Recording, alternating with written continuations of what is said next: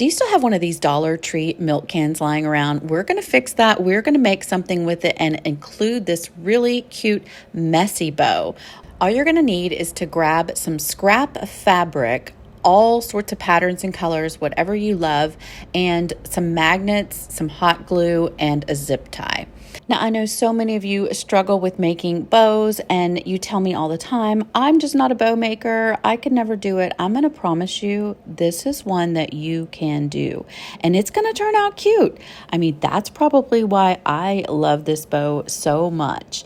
The secret is in the fabric selection. So you're going to want to get a combination of some sort of cute pattern and some sort of plain solid color.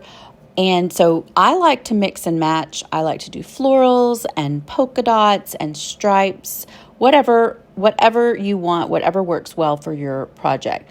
Now, there is no specific measurements for this, y'all. I am just cutting out a square piece to make it easier to work with, and then little 1-inch notches. This is where it gets fun. You're going to start ripping these 1-inch strips and making them as long as you want. So if you want your bow to be bigger, you're going to want to make longer strips. If you want your bow to be smaller, you're going to make shorter strips. Repeat the process with your blue chambray fabric. I love fabric. I have 2 what I call fabric towers in my crafting garage. They are full of scrap fabrics. It's just a really fun way to store it, and I will link those below for you in the video. This is so simple. You're going to just repeat the pattern on your other pieces of fabric. Now, if you like videos like these, my friend, I would absolutely love it if you would hit that thumbs up button as well as the subscribe and notification bell. And that way we can stay in touch and I can make sure you get all of the fun stuff. Now, on this part, I went ahead and doubled up the fabric and I put both the blue and the white on top of each other. So you can see the little 1-inch strips here really clearly, and this is just me ripping the 2 fabrics together at the same time. Just repeat the process until you have your entire stack of strips. Now, I mean it when I say I love fabric. I have an entire stash that I have collected over the years from thrift stores and flea markets. I'm telling you, it is so much fun to collect them, and I absolutely love making these messy bows with them. So as you can see, we're starting the pattern, and it's just kind of a crisscross. You go with whatever you want as far as the strips go, but I will tell you that towards the very end of the bow stack, I like to make sure I end with my favorite pieces or what I want to stand out, what I want to show in the center of the bow. That's really the only strategy to this bow. When I promised you that you can make this and you will not mess it up, it is completely foolproof. I meant it.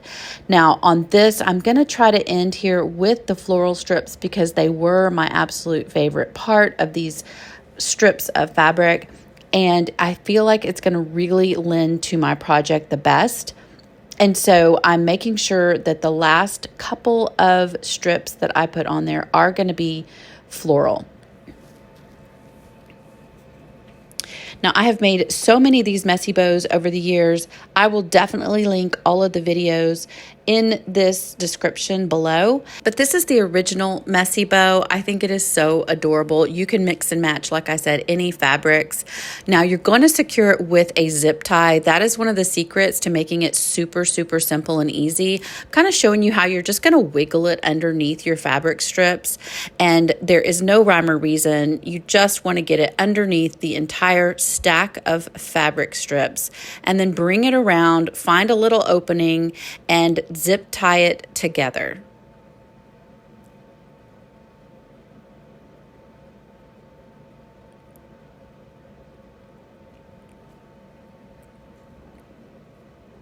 The key to this is to definitely make sure that you zip tie it loosely so that you can manipulate the scraps from the other side.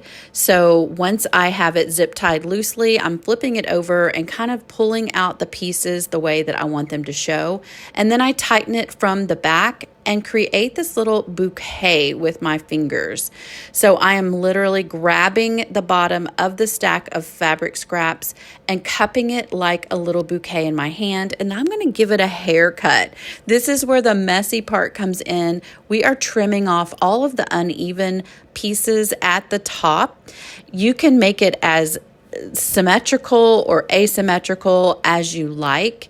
I like to kind of keep it a little bit of a mix. Some of the strips short, some of them taller, but you can definitely even it off and make it a flat, messy bow. The mess of scrap pieces down there from where we were giving it a haircut is what gives it its signature name, the messy bow.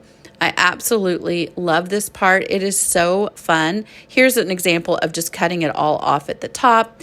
And then I'm going to actually go back in and just trim individual pieces, some of them shorter than others. You really just can have fun and get creative and do this however you want. Be sure to shake it off like that to get all of the little pieces off when you're finished. And then you're going to be left with this beautiful mess on your crafting table. Just clean that up. And then when I am finished, I 99% of the time love to add something sparkly to the center.